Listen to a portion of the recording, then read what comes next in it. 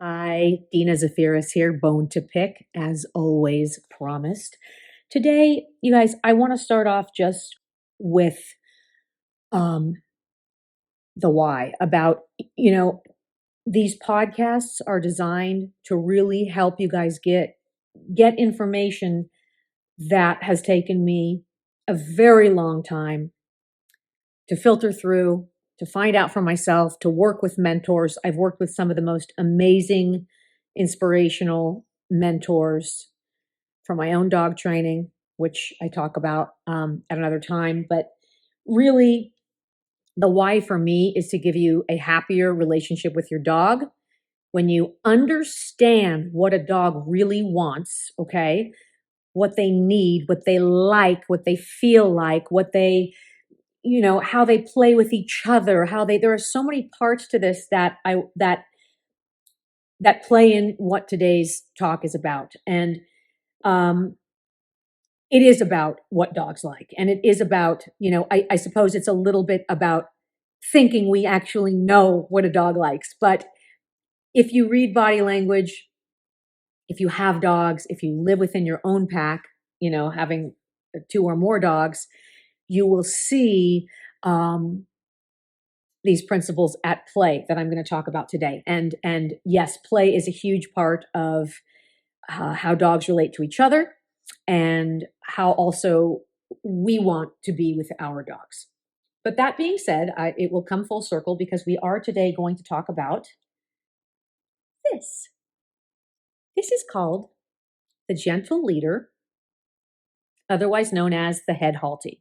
So I am doing this podcast as a video. If any of you want to watch me live standing here talking, it's not really fun, but I am going to show the gentle leader. If you don't know what it is, you can go check it out because I do have a video podcast of this as well. But the gentle leader, otherwise known as the head halty, is supposed to be like the positive way. It's the alternative to the prong collar or the choke chain or the e-collar. What's an e-collar? An electric collar that gives a static shock. So the gentle leader is a lot of organizations' answer to how to get your dog to stop pulling on the leash in a positive way. You guys, this could not be a bigger lie. I'm not selling anything. I have a huge problem with the gentle leader head halty. Okay. I'm just going to start by telling you guys what it is, what it's not, and also talk about other tools. And I'll choose the prong collar today. Okay. We won't go into e-collar. Electric shock collar. We will not go into choke chains. I'm just going to talk about the gentle leader versus the prong collar because they're both used in essence to help a dog learn to not do something, right? Training, when we say we train a dog to do something. Sit down, roll over, come when called, get me a beer out of the refrigerator. Whatever you're doing, training is teaching your dog to do something. Even heel, right? Heel is training your dog. It's not training your dog to not pull, okay? Not to use a double negative, and I just used another one. But when you train heel, you're teaching the dog how to walk on your side. Heel means for your dog to walk on your right or left side without pulling on the leash. Preferably without swaying in front of you, behind you, not falling too far behind, not pulling forward, not too far out to the right or to the left, but just right nicely by your side. So that if you dropped your hand straight down, your hand would touch your dog's head. That is a heel. Sure, you can train your dog to heel. That's a trained behavior. But it will not train your dog to stop pulling. That's a different type of training. When we want to stop something or untrain something, right? So I always talk about these two dynamics. There's training behaviors, and then there's breaking behaviors. How do you train a dog not to bark, not to pull on the leash, not to jump up? Well, a lot of people will say, oh, you just train heel. train the dog to heel. Darlings, I can show you so many dogs and people who have spent hundreds and thousands of dollars on positive reinforcement training. Not hundreds of thousands, okay? We don't make that much money as dog trainers. I should know. But people have spent in the thousands, right? And their dogs are still pulling on the leash. This is because the tools that one needs to really get some of these dogs to stop pulling can look like a prong collar, okay? So let's just first talk about training versus untraining. I think you guys get it. When I want to deter my dog from pulling and the cookies don't work, they work in the house, they work when there's no distractions, but when Fido sees squirrel A on the fence, there is no stopping the pulling with a liver treat, okay? Some dogs, yes, some dogs can have all positive reinforcement and never pull on the leash again. Fido and squirrel, no. Fido's the one, it doesn't matter. He will pull you until your arm, yanks out of its socket. And I have had clients dislocate a shoulder. I've had them fall down. I've had them break a wrist. I've had somebody re-injure a hip. So it's a serious thing. And also what can happen is your dog can get injured, right? The bottom line is we do these things for our animals. We do these things for our pets because we love them. We want our life to be peaceful with them. If we're happier, they're happier. If they're happier, we are happier. So yes, we impose some rules on them. We impose some obedience on them, and it may cause some stress. In what world ever is there no stress? We learn from stress. We avoid danger because of stress, right? Like your feelers go up. You don't put your hand on a hot stove because of stress. Like I'm not doing that, but you can't tell these things to a dog. Dog, if you pull on me, I can't walk you. You get no more walks because I can't anymore because my arthritis hurts. You can't get any more walks, and then the dog starts tearing up the house, and then the dog ends up in the shelter because you don't have the right tools. And then somebody comes along and says, here you go. Look how happy this dog is. He's in a gentle leader. Look at him. He's a little golden retriever. His tongue is out. The sun is shining. He's walking nicely on this gentle leader collar. And I want to explain why. The gentle leader collar is basically a torque collar. It works like the way a halter works on a horse, okay? It goes around the dog's nose, okay? So his nose goes through here, just like a horse's nose would go through. And literally this strap is around the dog's nose. So picture a horse with a halter on, right? They have a strap around their nose, and we lead that horse, that huge animal, by the nose. When you take a dog, this, you put the head halter on, and then there's a pivot point. It hangs down from the chin, right? So you have a rope, like a band around the nose. They can open their mouth and everything. This is not a muzzle. It's not designed to keep the dog's mouth shut. It's just a strap around the nose. But then there's where you attach the leash, there's a little pivot point, a little strap hanging down from the chin of the dog, connected to the nose band. And it's hanging down about what we see as 4 or 5 inches. Okay, this is the pivot point where your leash will hook on. So if the dog pulls forward, right, at a certain speed, and you simply just stand there with your leash, his head is going to literally torque. It's going to whiplash backwards. And it can cause severe whiplash and fractures in the neck and spine. I'm going to tell you guys how it is. Does it work? Sure, it works. But it's one of the worst tools that does more damage to the dog than any other tool. I have a bone to pick. I have a huge problem with the fact that they call it a gentle leader. It's a torque collar. It works by causing pain and injury to the dog. Once they realize it gives them whiplash, now they are sore, and now they stop pulling because even a tiny bit of that torque is going to cause major damage to the neck and possibly spine and to the little vertebrae in there. Now, I spent a little while assisting and working. It was a volunteer type of thing where I was friends with the DVM. in charge. I'm not going to say who it was or where it was. And we actually saw many, many injuries that were caused by the gentle leader head halty collar. These are people that came in saying, they were walking, their dog was on the halty, they were taking a walk, the dog lunges forward at 30 miles an hour, 20 miles an hour, sees the squirrel. They just stood there or maybe pulled back a little and it whipped their dog's head around and literally the dog couldn't walk. It like had a severe neck injury right away after using the collar. Okay, let's just talk about this. Any tool, okay, any tool can be used incorrectly, but this is the proper use of this one. I mean, you can take a prong collar and be a total idiot. And if I ever saw somebody using one incorrectly or for the wrong reasons or too harshly or hanging a dog up with one, I would murder that person with my own hands, okay? Anyone can use a tool horribly.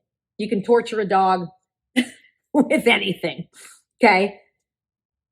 The head halty is designed and meant to be used that way to cause the dog pain. That's the way. There's no hiding it. That is the proper way to use the collar. And I think that there's a big problem, especially because they're calling it the gentle leader. Now, I'm not saying this to gripe or be negative. It's because I care about dogs and I see the damage that these collars do, but it also does something on a far deeper basis. Well, first of all, it should be called, right, the torque collar. A torque collar or this collar works by hooking the leash to a pivot point and working on torque and will give your dog a little bit of a whiplash if he pulls forward. And he knows that. He's scared of the collar, so he doesn't pull. I mean, there's period, end of story, but at least call it what it is. It's not a gentle leader. It might be gentle for you. Your dog freaking hates it, okay?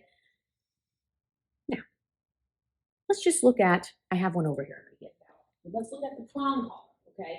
When we look at the prong collar, it is called a prong collar, you guys. I'm gonna bring my podcast with me here while I go get one. The prong collar, there's no lie here. We call it a prong collar and it is a prong collar. There's no sort of I'm gonna grab one here. There's no sort of lie about what it is. I'm walking back into the other room.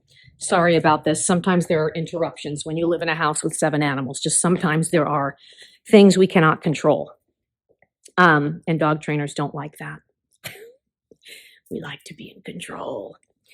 Okay, so the one thing I like about the prong collar is it is called what it is. It is a prong collar. We don't lie and call it the gentle, fluffy, no pull collar. Okay, in a perfect world, it is a no pull collar, but it's up to the dog. Okay, you can let the dog pull on it, and you will feel a lot less pressure in your leash.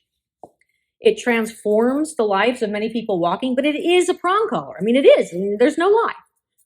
But I will also tell you, as a person, if I had to have this on or something that whipped my head around, without me knowing that it was going to happen, I would choose the prong collar any day for myself. My neck, my arm has sensory receptors that are so sensitive. I'm going to put this thing on. I'm literally yanking it as hard as I can. It does not hurt, okay? There is no way that this on a dog's neck, if used properly, that it causes pain.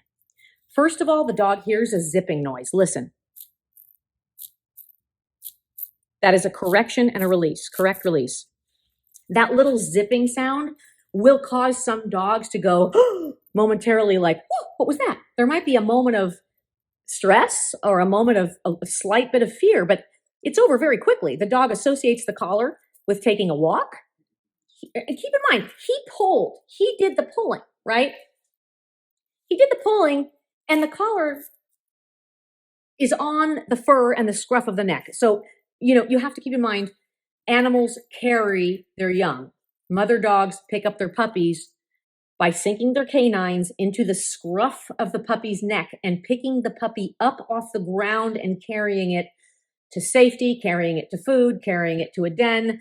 carrying it away from danger.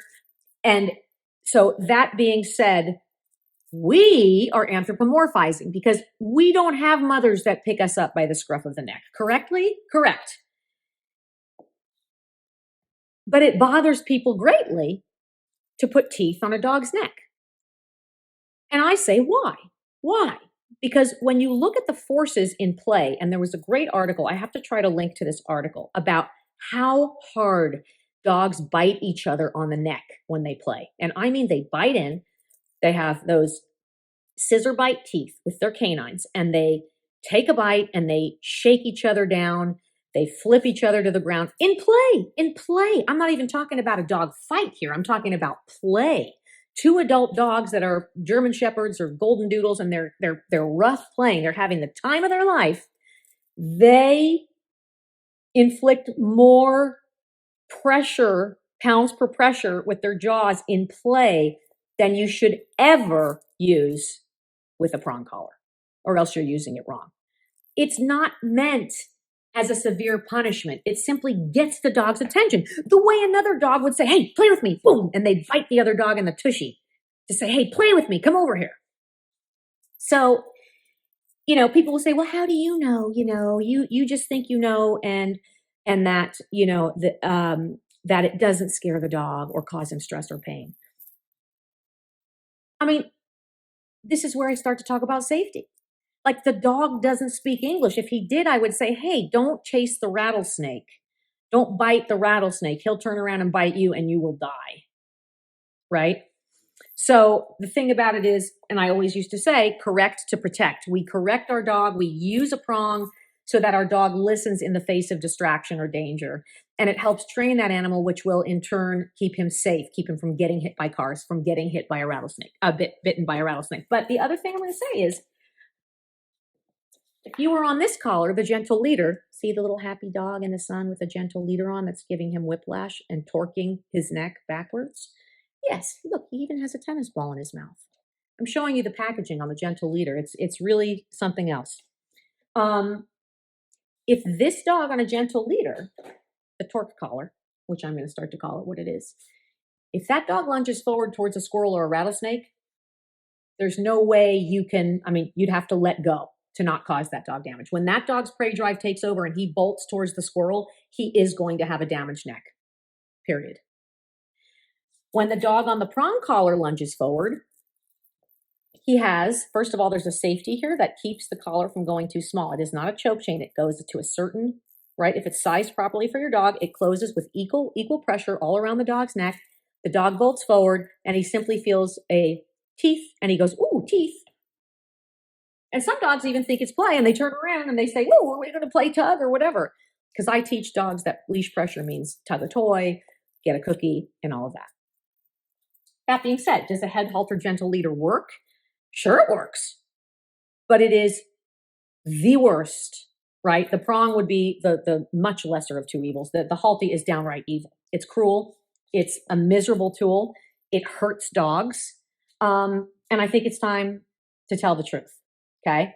So I'm just reading on the halty instructions here. It's supposed to, the neck strap is a pressure point that reminds your dog of the pressure that the mother puts on the back of the neck when she picks up the puppies in the litter.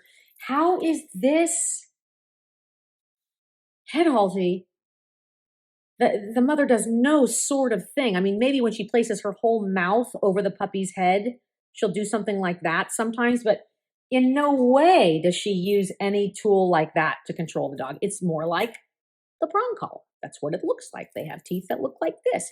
By the way, these prongs here are rounded. They're not, I do not like the ones that you buy at Petco. In fact, I think they've banned the prong collar now at Petco as well as the e-collar. There's a whole nother podcast on that.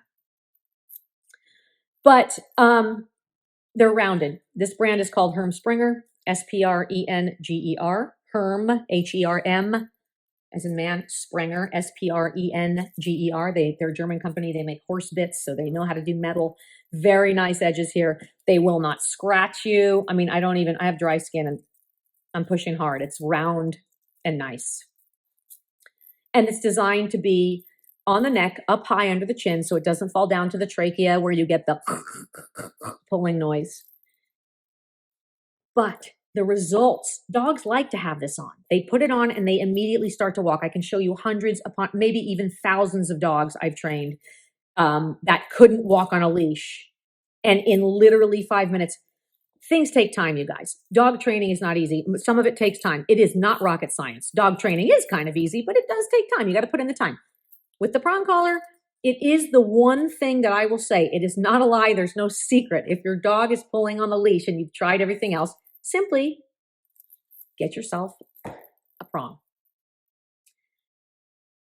I would recommend, look, I am going to plug my own website because I want to help people. I have videos on how to teach correction so that your dog thinks leash pressure means cookie. Your dog thinks leash pressure means tug. And you don't even have to do a jerk on the prong collar. They just kind of hear it tick, tick, tick. And they go, oh, okay, I want to pull. So let's just talk about stress for a minute. PETA, I'm going to say the name because they're public about it. I'm not bashing PETA. I mean, I think that the AVSAB, the American Veterinary Society of Animal Behaviorists, PETA, the APDT, which is the American, the Association of Professional Dog Trainers, has a certification company. They have all banned the use of prong collars. In Switzerland and Sweden, they're now trying to ban, well, they were the first to ban electric collars, prong collars, choke chains, and now they're trying to ban dog kennels. So I am going to talk, I'm having somebody else on the show, and we're going to talk about the banning of tools. That's another podcast. But what I'm talking about is the very people who are banning the prong collar are suggesting to use the gentle leader. This is the positive reinforcement people's answer to the prong collar. I don't get it. I don't get it. And you have these huge organizations that really don't understand dogs. They haven't spent their life with dogs. I've spent my whole life training dogs, my whole life. I've never done anything else. I didn't have another job, and then I did dogs on the side. I was always making my living training a dog. I had 20 dogs a day. I had a kennel with 30 dogs in it a day, multitudes of dogs. I did competitive dog sports, competitive obedience, agility, search and rescue. I had a mission ready wilderness search dog. I was one of the first people to, I was the first person to be published for training cancer detection dogs, and I wrote the first protocol for that. I have been doing it a long time. I love dogs. I would never be mean to a dog. If I saw somebody using a tool incorrectly, even a flat collar, I'd beat the daylights out of them. They'd have to be wheeled out of my sight because they wouldn't be able to walk. That's how mad I would be if I saw anybody being abusive or mean to an animal, especially when they don't know something. What is upsetting to me is the lie that the gentle leader promotes, and then the damage that it does to dogs, right? So there's two huge things. And the third one is, now all of a sudden, prong collars are evil. So now we're seeing the banning of a very important tool. I have friends, Robert Cabral, by the way, check him out. He's amazing. He does, amazing work. He did shelter animals for a long time. He has a podcast. He's great. And, he will tell you, I mean, there are certain dogs that cookies aren't enough. I mean, people who have rehabilitated dogs that couldn't be placed or got thrown back into a shelter so many times. If all of the, cookies and treats were working, I don't think people would have gotten rid of the dog. I mean, sometimes people, to untrain a behavior, sometimes you have to use an aversive. So one more thing about the head halty here. It pivots. So I want you to understand. So the straps are on the nose. It pivots the entire weight of a pulling dog onto its nose and neck, right? So you have to realize the torque in that. It works on that pivot point. The pressure of that weight, the whole weight of the dog, pulling at that pivot point on the dog's nose, the pressure of that weight forces the dog's head to snap around. That is called torque. And it hurts. This is a prong collar. It is a prong collar. And it does not hurt. And I will challenge anybody. I would never put one on a Chihuahua, but I'll make this small and I'll put one on a Chihuahua. He won't even know it's there. You put a gentle leader on a dog and they're scratching their face. They're trying to stick their paw through it and take it off. They hate it. They hate them. They hate them. And I encourage you to go online and watch videos. Every video will show a little doggy walking perfectly by the side wearing one of these head halters. They're not just walking at the person's side perfectly. They're walking perfectly at the person's side because their head was already snapped around backwards. Okay. That being said, right? To me, correction is a last resort. It's when nothing else works. It's when we proof our dogs. So what does all that mean? In the beginning phases of training, there is no real place for correction, right? But you could put on a prong and just go take a walk. You don't have to yank it. You don't have to use it. Just put it on and you'll have less pulling. Period. Right? It doesn't have to be used as a pop, as a, big positive punishment pop. But you'll notice a huge difference right away. Just put it on and take a walk.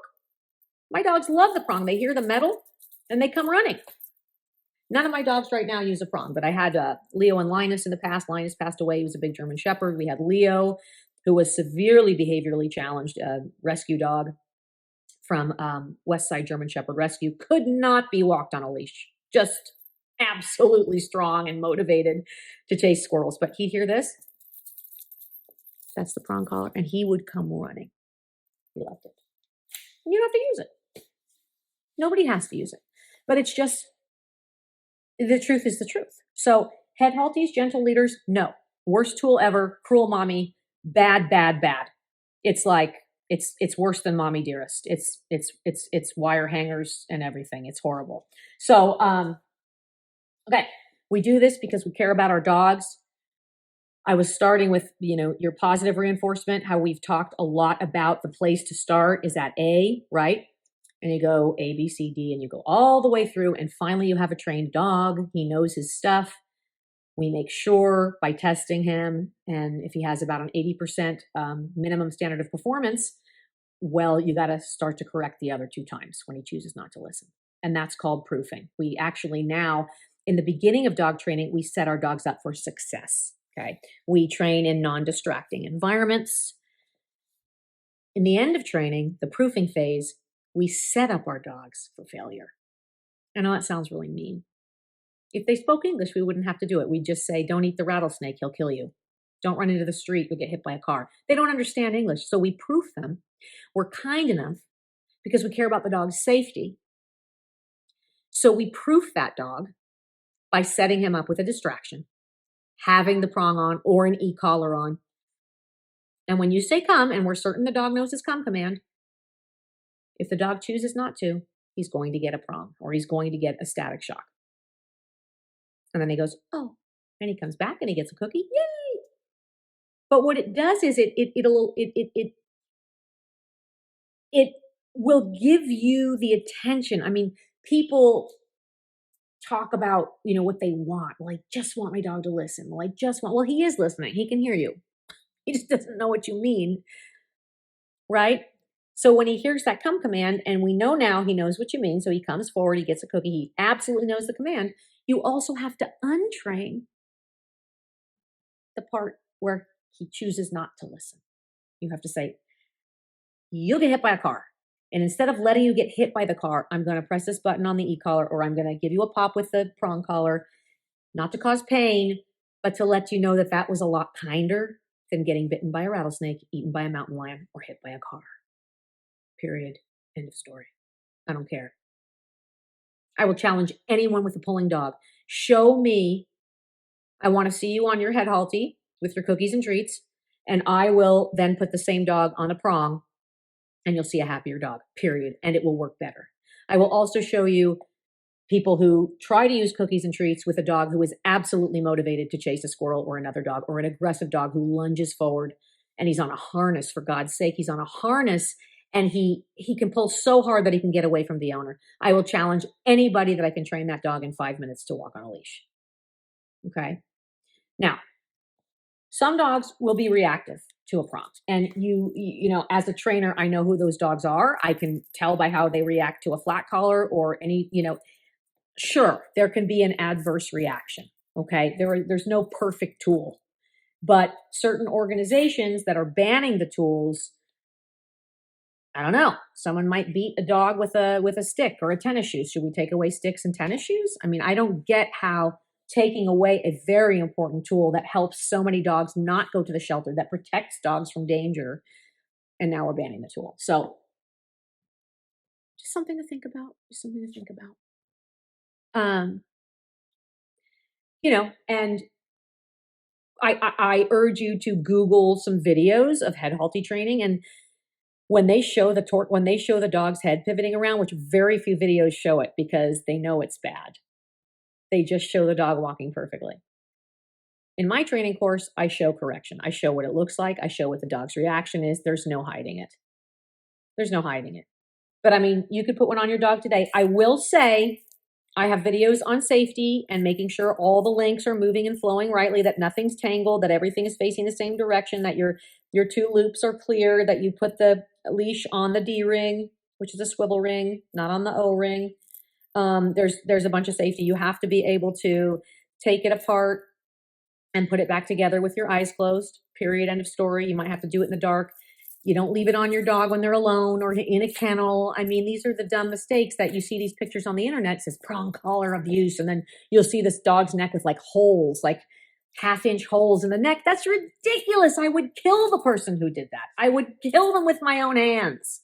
I would hang them on a prong collar from my ceiling so I could watch the slow death and torture of that evil, cruel, horrible person who put holes in their dog's neck. That was not caused by a prong collar. That was caused by a beep idiot person that put it on too tight and left it on with the dog in a kennel that probably hung himself for 3 days with no food and water. And that person should be arrested. When you see an e-collar burn, that's a bunch of BS. The e-collars are made so well now, even at the highest level, they could not cause a burn. That's absolute abuse. Somebody would have had to put that thing on so tight that it caused a pussy wound on the dog's neck. Not only that, they had to press the button for hours at a time to cause that much trauma. That person should be jailed. Jailed. So because of the people that use the tools incorrectly, and then you go and you Google and you see these horrible injuries, and then you go out and you get a torque collar, a gentle leader, because it makes you feel good and it makes your dog feel like crap. So please, people, please for me, for your dog. I don't care. You can sign up I would love to teach you. I've got my online training academy, the Essential Skills and Games course is up and running. I show you how to do correction. I take you through systematic training so your dog understands what it is. We acclimate and we calibrate the correction so that your dog is not afraid. He understands what it is before we really have to use it. We teach him what it means, because correction always means to reset or look back at mommy for your next command or what to do. But just to reiterate again, you can train a dog to do something, but sometimes you have to train it like to not do something. Teaching a dog to sit at the front door doesn't teach him how to not bolt out the door. Boundary training is different than teaching sit, but you'll get trainers saying, well, teach an alternate behavior, open the door and say sit. Well, what about the dog who you say sit and he bolts out? He needs a correction. He needs a correction unless you want your dog to bolt out the door. And even if you just hold the collar or hold the leash, which we all do when we answer the door with an untrained dog, you got to hold him back. That's a correction. That's all that is. You're preventing, you're correcting to protect. If you really want to train, you can get into a little bit more of a loose leash to a pop to really tell that dog, no, you can never leave the doorway until you hear a certain word. And that word would be their release command, which could be okay, or free, or break. And you'll hear I always hit that tone. It's always right there. I can always hit the same note. And that's how my dog knows he's released, from a sit, a down, or a stay, right? Or through a boundary. Any door that's opening, a dog should stop. And you can't teach that by just saying sit. Because if somebody else opens the door, I want my dogs to know to not cross the boundary, ever, till they hear the release command. And I can proof those exercises by having strangers come over, setting the dog up through the exercise. It's fun. Okay, it's fun. But the tools are being taken away. And I think part of it is a language problem that we have. Positive reinforcement, or negative reinforcement, positive punishment, negative punishment. And nobody wants to say, I mean, even these positive trainers, they're using negative punishment all the time. What's negative punishment? Do you know? Reward removal. That's all it is. I have a tennis ball. Dog jumps up. I don't want him to jump, so I put the tennis ball away. He wants the tennis ball. He jumps. I put the tennis ball away. That's negative punishment. That's the removal of something that the dog desired. That's negative. I removed something. I removed the tennis ball. And it punishes the behavior of jumping. So the dog is, because it's punishment, the dog is less likely to jump in the future. That's a negative punishment trainer, is a trainer who simply put the reward away. But yet you won't get any of those positive trainers saying they're negative punishment trainers because they don't even know they are.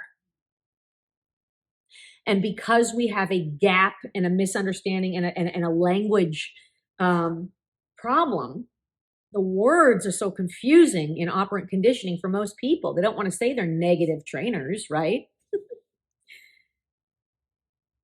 There's positive punishment. How is punishment positive? It doesn't mean it's positive like I feel good. Oh, something's positive, good feelings. No, positive means you're adding a punishment. Positive punishment. So I have a whole talk on operant conditioning, which goes way more into the quadrants of reinforcement, extinction, and all of these wonderful, lovely things we use on our dogs. But again, we have to live in peace and harmony with one another and within our pack, whether that's you and your 3 dogs or 1 dog, or your husband and your dog, and your horses and your husband and your dogs, in my case. But it's to live in peace, you know. And there's this whole big thing that we can't, you know, have obedience. Obedience is a bad thing? No, I don't think it is. It just is what it is. I was talking to my my horse trainer, who I am going to have on a podcast because he is one of my biggest mentors and friends as well, and a very interesting man. His name is Michael Pinio. I'm going to have him on because there's, you know, are so many similarities and differences, and just talking kind of dogs and horses and what we know in our life, what we've done. But, you know, Michael was talking today about that. It's so much of it are the words. There's no real word to use. Like, what is it when your dog listens to you? What is that? Is that obedience? Is that, you know, you want your dog to what? Obey? And those words are just sound like yuck. They just don't sound good, you know? And then I said back to Michael, well, I think my dog's motivated. I think my dog sees obedience as a game. So sit is an opportunity to gain something, not to lose something. So in my case, I get obedience from my dog, but she's kind of tricked into it thinking it's all a big game. You know, an example of this are the police dogs. Biting is a game. It's a game. It's a tug of war game. Some of these dogs go home with their families and they're super, super friendly dogs. Some of the military working dogs, not so much. I don't know if, I mean, some of them would be a lot for a family. But most police dogs go home and live with a family. You can hug them. You can snuggle with them on the couch, and tug is a game. You know, biting is a game. So to the policeman, he has an obedient dog, and that dog is just playing. And so what is the word? And I think we can just look at it as we want to live peacefully. We want to give our dogs a better life, because really, if our dogs are miserable, they're going to tear things up. They're going to soil the house. They're going to chew the couch. If we can't walk them, they're going to get hit by cars if they run in the street. So we just want to live peacefully. So we have to do this thing called obedience. And then it sounds mean. And then we use a collar that maybe it doesn't look good. I mean, I will say that the prong collar, it doesn't look good. I mean, this, in no way does this look good. I mean, the first time someone sees this, they run away like I'm shoving a medieval tool, you know, imposing this medieval spike collar on their dog. It looks horrible.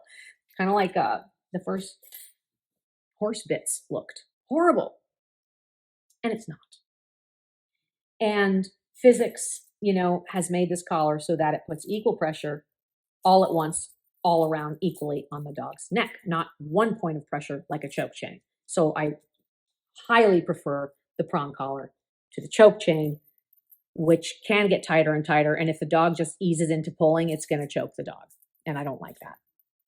The prong collar should hang loosely up high on the neck, but, you know, not tight. It's not digging into the neck. And dogs with a lot of hair, those are the only dogs I use a medium on. I never use the large, even for hairy breeds. Some, I mean, if you had a Some of the Malamutes can get really thick coated. You might want to use a large, and I mean the length of the prongs. But the small prongs, I usually get 2 small collars and hook them together. But for things like boxers, pointers, Springer Spaniels, Aussies, I use the smallest links. They even make black ones if you don't want your neighbors to yell at you, because they will. They'll see you using this prong collar and they'll yell at you. And then you'll go out and you'll buy the gentle leader and you'll be giving your dog whiplash, but you're now accepted by the positive reinforcement people. And I believe me, I don't hate anyone that says they're a positive reinforcement trainer, and nobody has to use correction, but I'll leave you alone if you leave me alone. You know what I mean? Don't pick on the people who have the education and the knowledge to use the tools properly. Don't pick on us, and don't take away the tools from us. That is going to keep dogs in shelters. That is going to damage animals in the long run. It's going to cause people to surrender their pets. And you think you're doing something nice, but what you're really doing is you're going to drive more and more dogs to being euthanized. And that's what will happen. The banning of the tools will cause more dogs to end up in shelters. Period. End of story. I don't care. I'm the kind of person that says always, every time, and all. Always, every time, and all. 2 + 2 is 4 people, and the world is round. I don't know. I think there are certain truths. I mean, there's always an exception. And if you live your life for that exception, we can't have rules. We can't have a way of doing something. And I think it's important that if you have a dog, you have to work with someone very experienced to be able to teach you how to use the tools correctly. I fully believe in that.